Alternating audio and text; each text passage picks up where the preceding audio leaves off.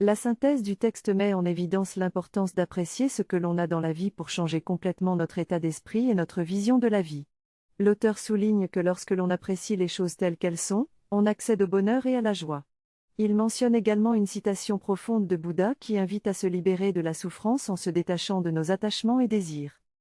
Le texte souligne que la fin de la souffrance survient lorsque l'on abandonne nos désirs égoïstes et que l'on reconnaît que le bonheur ne dépend pas des possessions matérielles.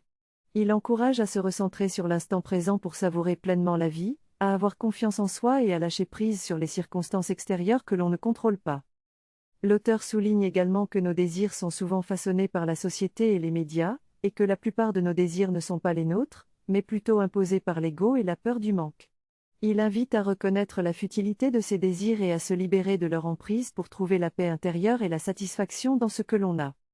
En conclusion, la synthèse met en lumière l'importance de l'appréciation, de la présence consciente et du lâcher-prise pour accéder au bonheur et à la satisfaction dans la vie. Elle souligne que les plus grands accomplissements naissent de la volonté de servir et d'apporter du positif au monde, plutôt que de désirs égoïstes. La synthèse invite les lecteurs à exprimer leur gratitude dans les commentaires et à se rappeler constamment l'importance d'apprécier ce qu'ils ont dans leur vie.